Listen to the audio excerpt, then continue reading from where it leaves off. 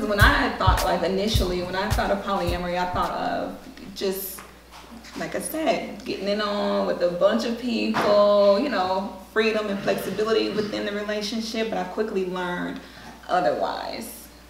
So I'm just curious, like, what is it?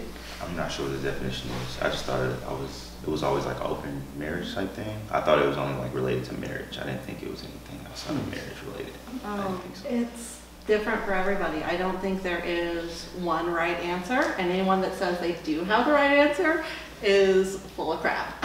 Exactly. Yeah. Well, I was actually blessed with learning about it the right way, because I didn't know about it before I was introduced to it. And so basically what it means to me is just more than one other component in a relationship.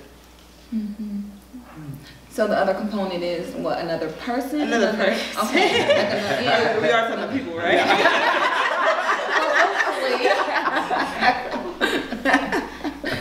Yeah. Well, I think that to piggyback off of what Andy said, it can mean a lot of different things to a lot of different people, and there's many ways to practice polyamory. And it's really about exploring and finding out what's right for you, because we all have different priorities and different time expectations and different ways we communicate, different love languages, and it's just trying to right fit having multiple relationships with different people and how those work with all the areas in your life.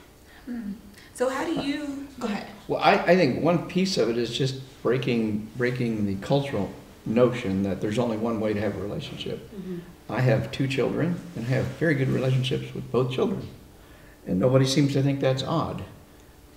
I have relationships with multiple people, sexual partners, and everybody thinks that's odd. But I'm just loving multiple people. It's all it is, just like I'm loving multiple children. And that kind of breaks the mold, I think. So do you have a primary partner and you have multiple partners outside your primary, or how does that work in your dynamic? Well, that's the way I live my life, but that's not the way other people want to live theirs. It's flexible.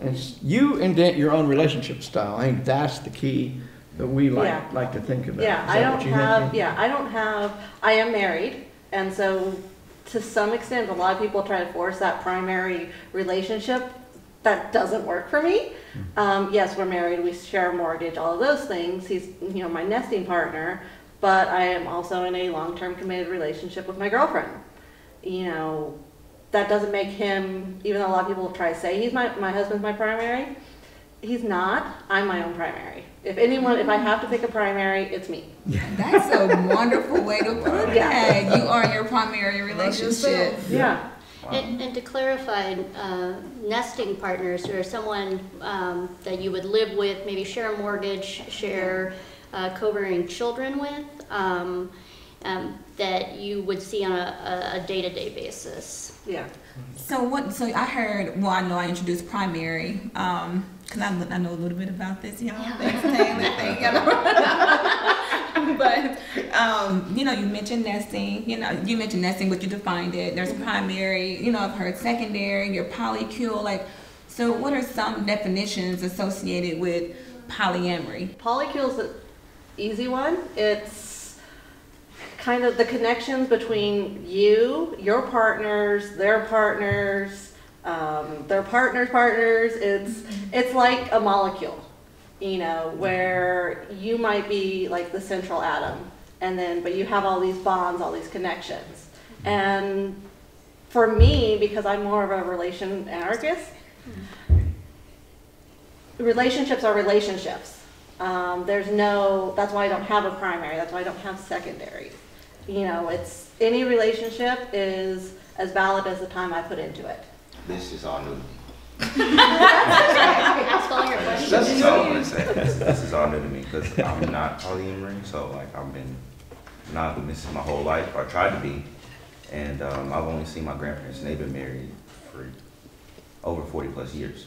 So that's all I've ever seen. So when you say having relationships with multiple different people, although I'm a kid and I might not have known that my grandparents may have had relationships outside their marriage. I've never seen it. And so, since I've never seen anything like that before, it would be hard for me to, I don't want to say follow, but I guess that's just this open-minded about. Because, I mean, if I learn about something, and if I see something that is potentially true, I mean, I'm not going to say I'll follow suit because there's some religious purposes that I have in my life that would kind of refrain me from making those decisions. But this is so interesting for me to hear about, I mean, honestly. Because it's almost like I have a different person for a different need in my life, is what it sounds like. Exactly. It's like I have a person I can go on dates with. I have a person I can be sexually active with. Yes. And I have a person I can read with, or would do whatever hobby I want to. Yes. About meeting, getting my needs met.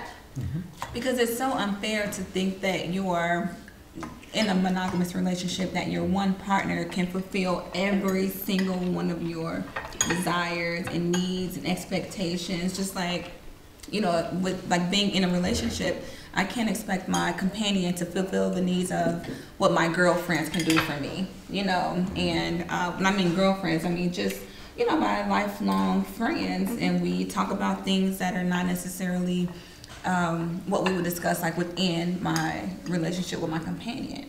Right.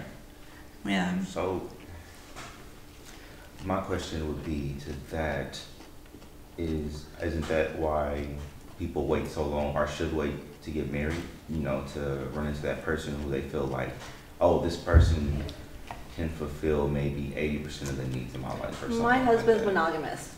Okay. And he would love nothing more than for me to be everything for him. That is so hard. For you or for him? For me. Well, for both of us, Okay. because he sees me that way, but I can never be that. It's just, I don't want to be anyone's everything, and I don't want anyone to be my everything. Wow. It's, you know, enjoy the fact that I am my own person, that, you know, I have different interests. He doesn't drink at all. I love wine. My girlfriend and I go wine tasting all the time. You know, and I have a lot of friends who are like, well, don't you just do that with your friends? I'm like, but because of the relationship anarchy, my friendships and my romantic or sexual partners or my kink partners or whatever are still, it's a partner if it's someone, to me, someone that I put a lot of time in too. So for me, I was with my ex-wife 4 years before we got married. We were together for over 6. And I identify as queer or bisexual, and she identifies as a lesbian, and so there was a need in my life that there was a dynamic that it wasn't getting met sexually. And so she was really open to letting me explore that, which is how I got into polyamory 9 years ago. And we decided to be polyamorous before we got married, because it added a whole new level to our relationship. Ultimately, our relationship didn't work out. We had just different priorities in life. But I definitely think that I did wait a long time and have that solo relationship with her before we realized that we weren't able to meet all of each other's needs. Right. I also think it's a constant state. We're always in a constant state of evolving too. So what was good for you like in your mid-20s to early 30s may not be necessarily those characteristics that can fulfill your needs, relationship needs, personal needs in your mid-30s to early 40s, because we're always in this constant state of evolving. And what you mentioned is it's contrast to what you mentioned in regards to relationships. Yours allowed you or wanted you to go explore, right? And your husband wants you to be just his and only his. So, but he's the reason I found polyamory, or the term polyamory. That's another question. Yeah. So yeah. So is it that, because my understanding of polyamory, it's open and honesty. However, do or should all partners be, accepting of it? I mean, is that, something that equates to polyamory, the core of it? If you should be open and honest, and that, first of all, open and honest with yourself. Because if you're trying to change yourself to be with someone, then that's not going to work. You know, so do they all accept it? No, not always. I have lots of friends who marriages or relationships have broken up because one realized they can't share. And that's okay. You know, it works for 10 years in my marriage, but it's not easy. I was married almost 18 years first time, and then turned around and did it again for 10 years. I don't learn the first time. But out of 28 years of my life, I was exclusive. I don't like the word monogamy. Because I don't think it exists hardly. But I was exclusive with each of my wives. At the end of 2 marriages, I realized I was miserable a good deal of those times because it wasn't as satisfying in a number of different ways. And it was unrealistic for me to expect my wives, either of these 2 great women, both, and I'm still friends with my first wife, and I've got 2 great kids, but unrealistic for me to expect them to meet all my needs. So when I got divorced the second time, I said, I'm not doing this a third time. I don't think third time is charm. Third time's a charm, right? And I just decided I'm going to be polyamory. And that was 20 years ago. I've been poly for 20 years, and I will never look back. I'm happier than I've ever been. I've never been this happy in any marriage I had. Don't even know how I could, because the 2 wives weren't open to the notion of me having anybody else in my life. So I just don't get involved with people now that aren't open to this. I don't even want to talk to you. You can be, I don't care how attracted I may be to you or you to me. I'm not interested in you if you're going to be closed-minded about that. Or not closed-minded, closed about that piece. There are people who choose to remain exclusive with somebody who is polyamorous, and I completely support those people, but they have done the time and the research and put in the sweat equity to understand what that's going to mean, and they're willing to do the growth. I wouldn't date or be involved with somebody who I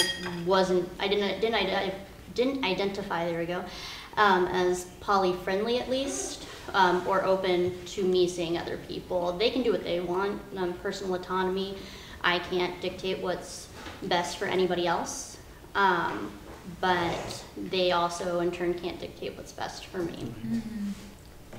So why don't you like the word monogamy? Because it doesn't exist. When I talk about this in my talks, I oftentimes ask my audience, how many of you know a monogamous person? And a whole bunch of people will raise their hand. And then I say, well, if it's not you, how would you know? And the fact is that human beings, and the evidence shows, well over 90% of all human beings have more than one sex partner in their life. So if you had 2 sex partners in your life, you're not monogamous. By definition, monogamy is the anglerfish. That's the only one of the few examples in nature. There's almost no species on the planet that's truly monogamous, except the anglerfish. And that's where the male embeds himself in the skin of the female fish. The female's really large, male's really tiny. He embeds himself in the skin of the fish and stays there for the rest of his life. That's monogamy. Oh no. So I had a woman come up to me after one of my talks one time and said, you know that anglerfish? That sounds like one of my ex-husbands, or a husband I used to have, I don't remember. So the fact is that most human beings have more than one sex partner. The minute you have a second sex partner, you're no longer monogamous. Yeah. Because by definition, one sex partner for life. That's the definition of monogamy. Anybody that tries to tell you different, well, ask him, what is the definition of monogamy? It's not having, and I hate this term, serial monogamy. No, you're serially exclusive. Because the second time you had a sex partner, you're no longer monogamous. Yeah, it's just pretty simple. I mean, some people can be exclusive, within that relationship. I'm not going to call it monogamous relationship while you're sitting next to me. Like within I get mad about that. Angry. But yeah, I just wanted to say I agree with that. I do. It almost sounds like polyamory is about me. And I think exclusive relationships are more about what I can do for another person and how the other person makes me feel, I would almost say. Because as I was listening to everyone talk at the table, it was, well, I feel like this and this person makes me feel like that, which makes me feel better. Because it always goes back to you. So it's interesting that it's polyamorous that is called a polyamorous relationship, but it's really about one person in all reality, and that one person is you. To me, my relationships are not polyamorous. I am. I identify as polyamorous. It's not a lifestyle, it's not a relationship, it's part of who I am. Right. It's, as much a part of me as the color of my skin or my sexual orientation, all of that is part of who I am. And when I'm listening to my grandparents talk about their marriage, it's always we. Which they always say, when you get married, it's no longer I, it's we, we're a team. And so when you say that some of you were married and then you guys have you guys identify as polyamorous, that's very interesting to me because I'm interested in hearing the mindset behind, changing the mindset from I to we, or if you even had that going into the marriage. And when you say that, sometimes I feel like you have to love and put yourself first, because at the end of the day, when you pass with yourself, right? You by yourself. So at the end of the day, you gotta love yourself. You gotta think about what's best for you. you're the only person you can control. Yeah. True. You have to own your feelings. You can't own someone else's feelings. So to say we, how can you guarantee that that's what that other person feels? I think that's the magic of the relationship, though. That makes exclusivity so, fairy tale, if you will, honestly. Because if I feel like I know what this other person is thinking, and if I feel like I can read this person's mind, I have a connection with this person that I don't share with anyone else on this planet. And I think that that's what a lot of people search for nowadays. It's not necessarily, I want a different person for a different need. It's more or less, I want to find that person that can read me when no one else can, or something like that. But sometimes you find those people and they're not the type of relationship that you think they are. Like, I have friends who would fit that bill more than any romantic or sexual partner that I've ever had. And how do we allow space for that? How do we hold space for those people in our lives? Because it's a different relationship dynamic, and some people may not ever achieve that fairy tale, that one true person that is able to be everything for them. And some people may not want that either. Right. So in that instance, if I have multiple different people who I feel like I have a strong connection with, I would say, and this person can read me a little bit and I can read them a little bit. The way I think exclusively, as I want to be exclusive to one person, is I would let them know that, hey, I'm seeing multiple different women, or I'm dating multiple different women, not having sexual relations with them, but I'm trying to minimize my options based upon who I have the strongest connection with. Well, sorry. No, go ahead. Okay. Well, when I was first taught this, or first taught about poly relationships, I was taught that normally you are supposed to give that person consent by letting them know that you are involved, before getting too heavily involved with them, okay. Letting them know that you're involved with other people, so they can make that choice if they want to continue the relationship with you or not. That's what I was taught. Okay. Yeah. Exactly right. Yeah. Consent's like important. Being truthful and being having good communication, okay. Getting past all your insecurities along with that. And it's work, and you have to love yourself before you can get through your insecurities. That's what brings us back to that I.